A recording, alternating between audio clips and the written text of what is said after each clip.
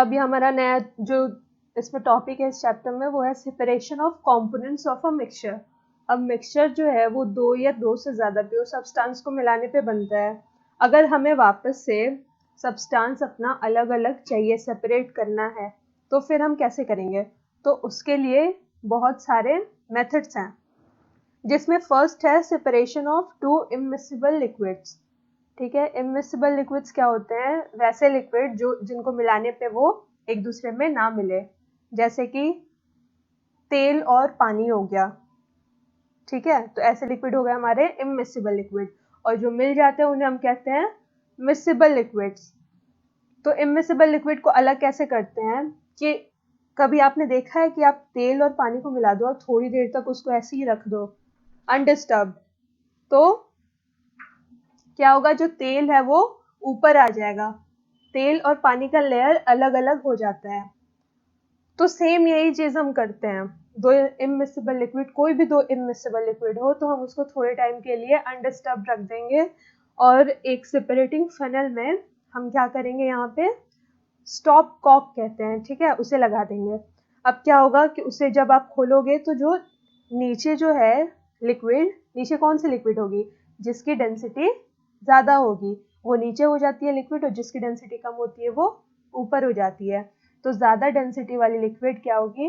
नीचे निकल जाएगी, और जैसे ही वो पूरा पूरा नीचे गिरे तो फिर स्टॉप कॉक जो है उसको बंद कर दो। तो क्या हो रहा है? वहाँ पे हमें दो अलग अलग लिक्विड्स मिल जा रहे हैं। हायर जो डेंसिटी वाली थी वो हमें नीचे मिल गई, दूसरे कंटेनर में हमने स्टोर कर लिया, और जो लो डेंसिटी वाली थी उसको ऊपर ही हमने छोड़ दिया, उसे हम दूसरे कंटेनर में ले लेंगे। ये चीज़ थी। नेक्स्ट इसमें क्या है? नेक्स्ट है इवेपोरेशन मेथड। ये नॉर्मली क्या होगा? इवेपोरेशन मेथड कब यूज़ करेंगे? हमारे पास ऐसा सब्सटेंस है जिसको हम इवेपोरेट करें तो एक कंपोनेंट उसका जो है वो उड़ जाए, तो वहाँ पे हम इवेपोरेशन यूज़ करेंगे। ठीक है, for separating a mixture of a non volatile and a volatile substance. एक जो है वो नॉन वोलेटाइल होना चाहिए और एक जो है वो वोलेटाइल होना चाहिए। अब वोलेटाइल सब्सटेंस किसको कहते हैं? वो सब्सटेंस जो आसानी से इवेपोरेट हो जाए, तो इसको यूज़ करेंगे हम इवेपोरेशन को इस जगह पे। ठीक, कि वहाँ पे हमारा जो है वोलेटाइल सब्सटेंस वो इवेपोरेट हो जाएगा और नॉन वोलेटाइल वाला रह जाएगा।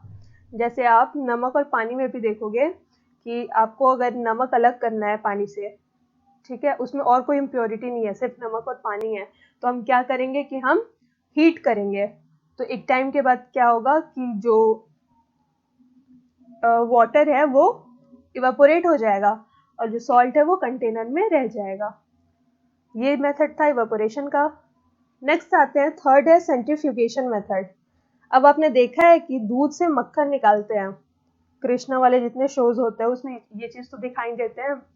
क्या होता है वहाँ पे कि उसको क्या कहते हैं?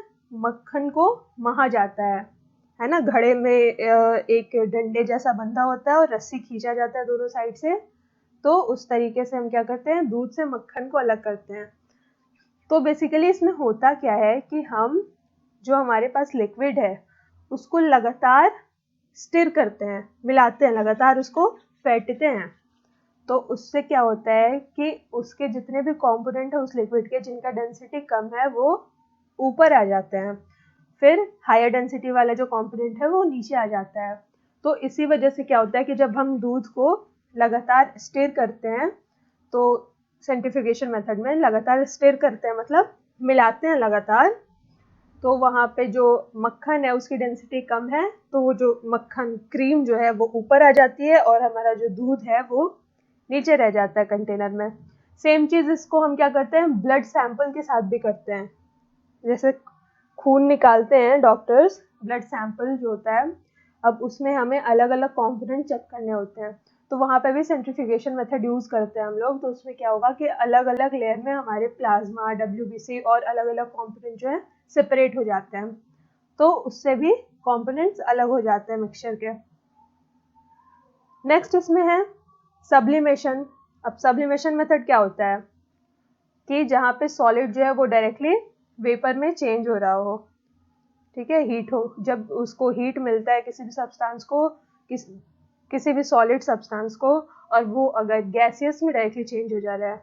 जनरली क्या होता है कि कोई भी चीज़ सॉलिड से लिक्विड फेज में जाती है, फिर गैसियस फेज में जाती है, पर जब डायरेक्टली सॉलिड गैसियस फॉर्म में चेंज हो रही हो तो वो होता है हमारा सब्लिमेशन प्रोसेस।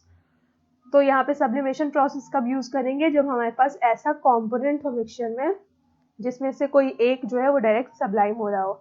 जैसे यहाँ पे एग्जाम्पल क्या दिया हुआ है, अमोनियम क्लोराइड और सॉल्ट के लिए।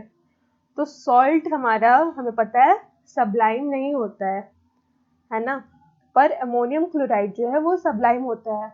तो हम क्या करेंगे, हीट करेंगे उसके मिक्सचर को, तो अमोनियम क्लोराइड जो है वो सब्लाइम होकर ऊपर आ जाएगा और सॉल्ट जो है वो नीचे कंटेनर में ही रह जाएगा। नेक्स्ट इसमें क्या है, क्रोमेटोग्राफी।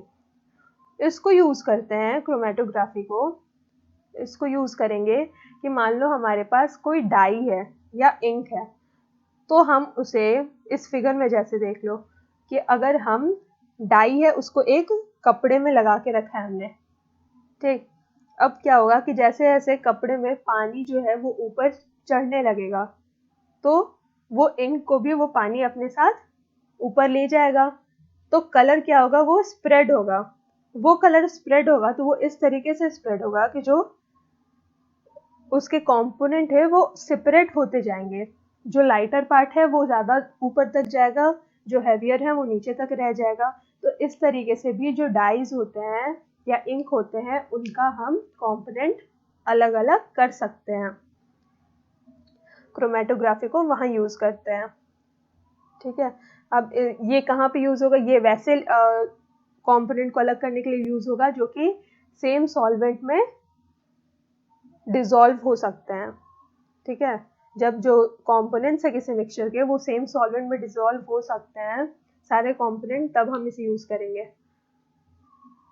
ठीक। To separate solutes that can dissolve in the same solvent. अब वैसे केस में हम क्या करेंगे, सेम सॉल्वेंट में जब सारे कंपोनेंट डिसॉल्व हो रहे हैं तो हम उसे अलग से सेपरेट नहीं कर पाएंगे अभी तक जितने मेथड हमने पढ़े उसमें।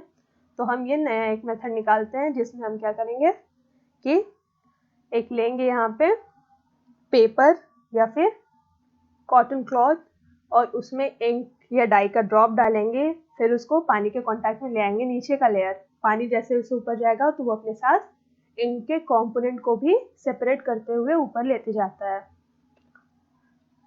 नेक्स्ट है इसमें डिस्टिलेशन प्रोसेस। ये कब यूज होगा कि अब जब हमारे पास दो मिक्सेबल लिक्विड्स हो। मिक्सेबल लिक्विड्स क्या होते हैं, जो एक दूसरे में मिल जाते हैं, है ना। तो अब ये दो ऐसे मिक्सेबल लिक्विड्स होने चाहिए ना जिनके टेम्परेचर के बीच का डिफरेंस कम से कम 25 केल्विन हो, तब हम डिस्टिलेशन प्रोसेस यूज करेंगे। तो इसमें हम करेंगे क्या कि जब 25 केल्विन या 25 केल्विन से ज़्यादा होता है, ठीक, बॉइलिंग पॉइंट, तो हम क्या करेंगे कि हीट करेंगे मिक्सचर को हम हीट करेंगे, तो जो कंपोनेंट है जिसका बॉइलिंग पॉइंट कम है वो जल्दी इवापोरेट हो जाएगा, है ना, वेपर में चेंज हो जाएगा। वो जैसे ही वेपर में चेंज होगा तो हम यहाँ पे जो कॉलम लगा हुआ है उससे उसे वो वेपर में चेंज होगा, फिर वो इस डायरेक्शन में आएगा, और जैसे ये इस डायरेक्शन में आएगा तो यहाँ पे वाटर आउटलेट लगा हुआ है, देख सकते हैं आप, पाइप के दोनों साइड वाटर आउटलेट लगा हुआ है। ये क्या करेगा कि जो हमारा वेपर आएगा उसको वापस से कंडेंस करेगा, ठंडा करेगा, और जैसे ही वेपर का टेम्परेचर लो होगा तो वो वापस से लिक्विड फॉर्म में आ जाता है, और फिर हम उसे एक बीकर में या किसी कंटेनर में स्टोर कर लेते हैं। तो इस तरीके से जब टेम्परेचर क्या होगा, जब बॉइलिंग पॉइंट का डिफरेंस 25 केल्विन या 25 केल्विन से ज़्यादा हो तभी हम इसे यूज़ कर सकते हैं।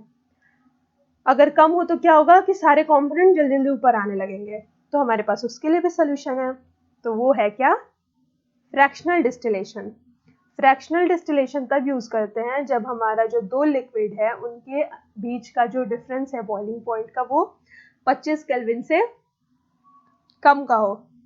तो यहाँ क्या होगा कि यहाँ पे कुछ जो कंपोनेंट है मिक्सचर के वो इवापोरेट होके ऊपर उठ रहे हैं, ठीक है। अब ये जो ऊपर उठ रहे हैं तो क्या होगा कि जो जिनके सच में बॉइलिंग पॉइंट कम है वो ऊपर तक जाएंगे, और जो एक्स्ट्रा में आ रहे थे पीछे से, जिनका बॉइलिंग पॉइंट लगभग पास में ही था, वो भी धीरे धीरे आ रहे हैं उसके साथ। तो वो क्या करेंगे कि वो यहाँ पे जो फ्रैक्शनेटिंग कॉलम है वहाँ पे वो कंडेंस होके वापस से इसमें गिर जाएंगे, ठीक है, इस कंटेनर में गिर जाएंगे। और जो बॉयल होके इवापोरेट हो चुके हैं वो क्या होंगे, धीरे से इस कॉलम में आ जाएंगे। समझ में आ रहा है? यहाँ पे जो मिक्सचर है इस कंटेनर में वो दोनों हीट हो रहे हैं। 25 केल्विन से कम का है, तो आप एक को जब बॉयल करोगे तो चांसेस रहेंगे कि दूसरा वाला कंपोनेंट जिसका बॉइलिंग पॉइंट थोड़ा ज़्यादा है वो भी साथ के साथ आ जाए। तो होगा क्या कि जो पहले जिसका बॉइलिंग पॉइंट ज़्यादा कम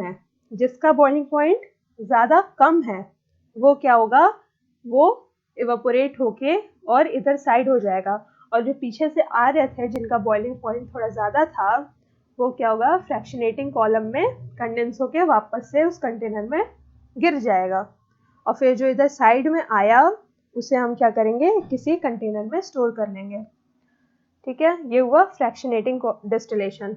अब होता क्या है कि जब एटमॉस्फेयर में बहुत सारे एयर का कंपोनेंट होता है जिसमें जनरली बॉइलिंग पॉइंट का डिफरेंस ऐसा ही होता है कि बहुत कम बॉइलिंग पॉइंट का डिफरेंस है, 25 केल्विन से कम, तो वहाँ पे हम फ्रैक्शनल डिस्टिलेशन ही यूज़ करते हैं। वहाँ पे हम क्या करेंगे कि पहले जो हमारे पास एटमॉस्फेयर में एयर है उसको हम हाई प्रेशर और लो टेम्परेचर पे लिक्विड फॉर्म में चेंज कर लेंगे। ठीक है, हाई प्रेशर और लो टेम्परेचर पे लिक्विड फॉर्म में चेंज कर लेंगे। एक बार हमारे पास लिक्विड मिक्सचर आ गया तो हम वहाँ पे फ्रैक्शनल डिस्टिलेशन करते हैं। तो जो कंपोनेंट जिनका बॉइलिंग पॉइंट कम है वो साइड में आ जाएंगे, और जो कंपोनेंट जिनका बॉइलिंग पॉइंट हल्का सा इनसे डिफर कर रहा था और वो भी साथ के साथ आ रहे थे, वो फ्रैक्शनेटिंग कॉलम में कंडेंस होकर वापस से उसी कंटेनर में गिर जाएंगे। ठीक है, यही चीज मैं अभी बता रही थी, क्या है, separation of air into its component. Next आते हैं क्रिस्टलाइजेशन में। क्रिस्टलाइजेशन प्रोसेस जो है वो तब होता है जब हम, क्या होता है कि किसी सॉल्यूशन से एक प्योर फॉर्म निकाल सके किसी क्रिस्टल का। ठीक है, ये नॉर्मली हम क्या करते हैं, तो इस प्रोसेस में क्या होता है कि हम किसी भी सब्सटेंस का एक प्योर सॉलिड पा सकते हैं। लाइक वाटर का क्रिस्टलाइज्ड फॉर्म क्या हो जाएगा, आइस हो जाएगा, बर्फ। ठीक है, तो इस तरीके से, या फिर कभी कभी क्या होता है, हनी जो होता है, मध, वो भी क्रिस्टल फॉर्म में बन जाता है, वो है ना, वो चीज़ क्या हुआ, वहाँ पे क्रिस्टलाइजेशन का प्रोसेस होता है वहाँ पे भी। तो इतनी थी इस चैप्टर में, इतनी बातें थी, इसमें ज़्यादा कुछ साइंस नहीं लगाना है, बहुत दिमाग। ठीक है, तो इसको अच्छे से रिवाइज करना, और प्लीज़ मेरे चैनल को लाइक और सब्सक्राइब कर दो अगर समझ में आ रहा हो तो। बाकी अगला नेक्स्ट चैप्टर हम नेक्स्ट वीडियो में डालेंगे, तब तक के लिए बाय। सो अभी हमारा नया जो इसमें टॉपिक है इस चैप्टर में वो है separation of components of a mixture. अब मिक्सचर जो है वो दो या दो से ज़्यादा प्योर सब्सटेंस को मिलाने पे बनता है। अगर हमें वापस से सब्सटेंस अपना अलग अलग चाहिए, सेपरेट करना है, तो फिर हम कैसे करेंगे, तो उसके लिए बहुत सारे